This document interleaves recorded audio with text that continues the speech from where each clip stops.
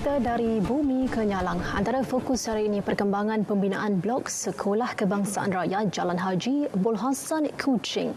Juga Gabungan Parti Sarawak giat merancang program pembangunan di Sarawak. Buma kongsikan perinciannya.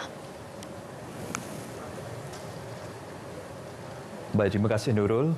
Projek bina baharu Blok Sekolah Kebangsaan Rakyat Jalan Haji Bolhasan Kuching dijangka siap April tahun hadapan. Menteri Kanan Kejaraya Datuk Seri Fadilah Yusof memberitahu projek berkenaan yang menggunakan sistem binaan berindustri IBS kini mencapai 70% dan beliau berpuas hati dengan perkembangan projek itu setakat ini. Jelas Datuk Seri Fadilah Yusof, projek itu setakat ini membabitkan kos keseluruhan kira-kira 1.4 juta ringgit dibiayai melalui peruntukan projek kecil luar bandar MRP dari Ahli Parlimen.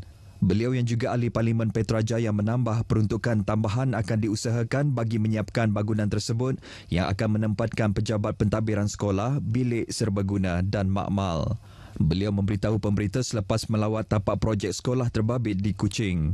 SK Rakyat merupakan sekolah bantuan dan kerajaan untuk menyediakan peruntukan dari segi pentadbiran dan membayar gaji guru-guru tetapi bangunan ditanggung oleh pihak sekolah sendiri. Dalam pada itu, Datuk Seri Fadilah yang merupakan Ketua WIP Gabungan Parti Sarawak GPS berkata sudah tiba masanya Perikatan Nasional PN menyokong GPS dalam pilihan raya umum Dewan Undangan Negeri Sarawak ke-12 Sarawak. So it's time for them to show that they're supporting GPS. The GPS have done well, I think, in managing the state.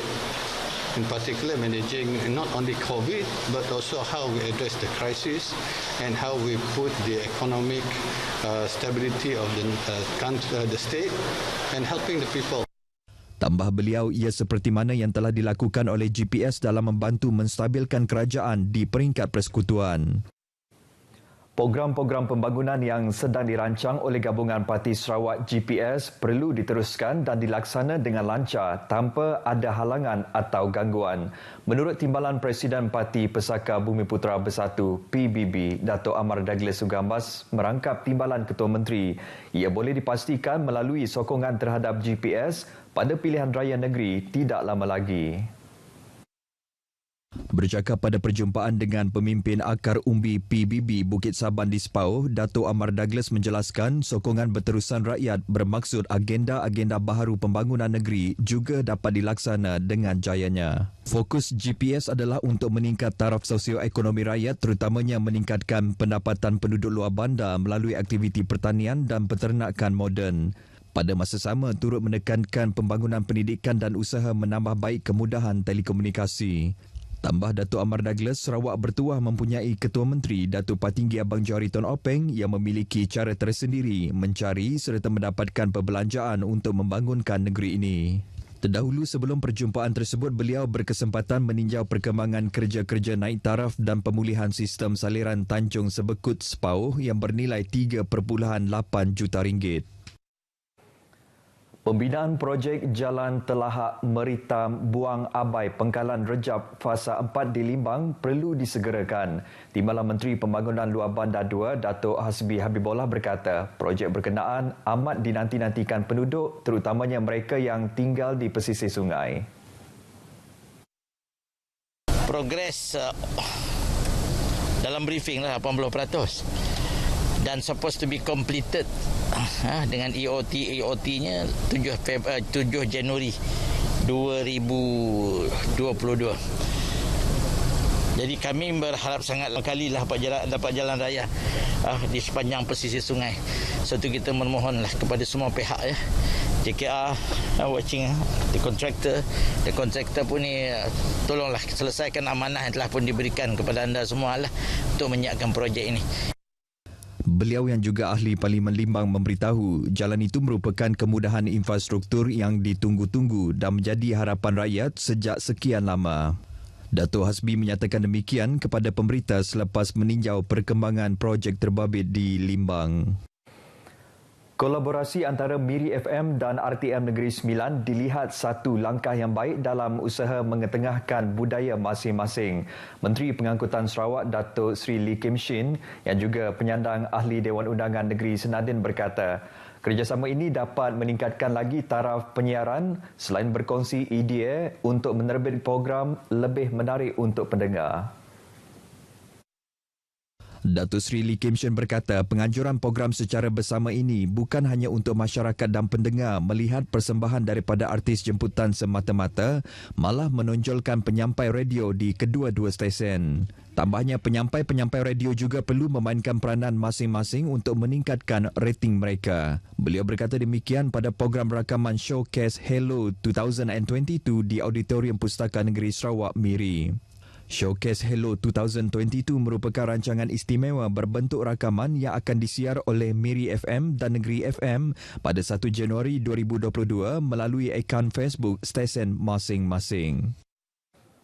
Seramai 250 orang peserta dari Sarawak termasuk Semenanjung beraksi dalam program Sarawak Adventure Challenge SAC 2021 yang telah diadakan di Pekan Siniawan Bau pagi tadi.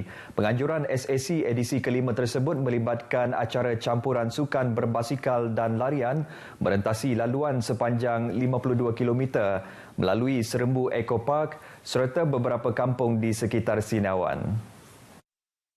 Berucap ketika merasmikan program, Menteri Belia dan Sukan Sarawak Datuk Seri Abdul Karim Rahman Hamzah memberitahu walaupun jumlah penyertaan bagi SAC kali ini dihadkan berikutan prosedur operasi standard SOP yang ditetapkan Jawatankuasa Pengurusan Bencana Negeri berikutan pandemik COVID-19.